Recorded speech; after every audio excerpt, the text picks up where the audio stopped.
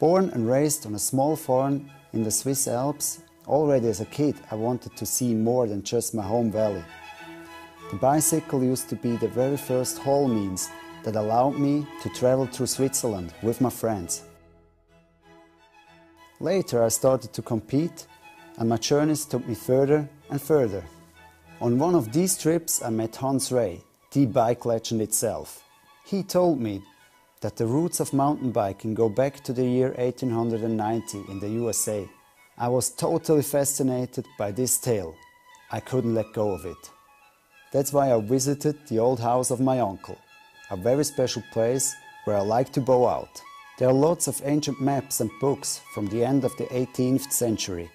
It inspired me to find out more about the history of mountain biking.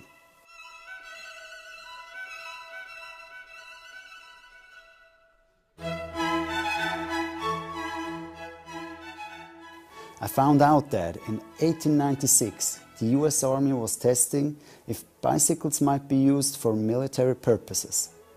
Therefore, they sent Afro-American troops off-road by bike. These troops became well known as the Buffalo Soldiers.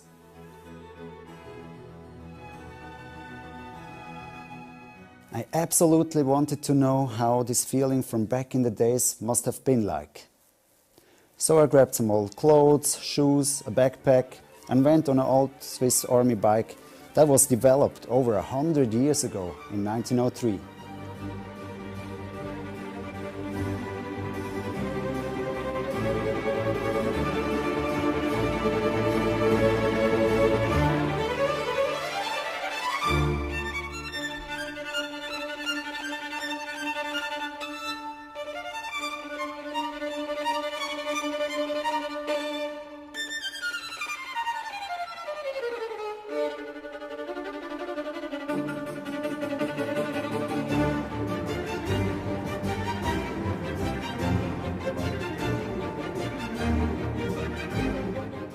I couldn't believe how much fun it was to ride this old bike to its limit. This is when I decided trying to follow the footprints of the Buffalo Soldiers.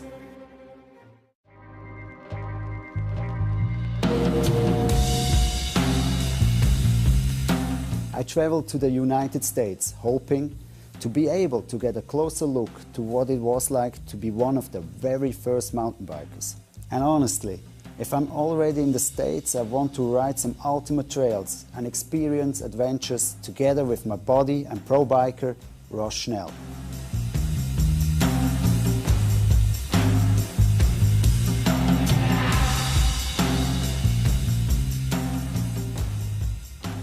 It's amazing that how the technology has advanced because these bikes are terrible to ride off-road. These guys were doing it, they weren't complaining, they were carrying all of their camping gear and guns, and I mean, these were the original mountain bikers, the Buffalo Soldiers.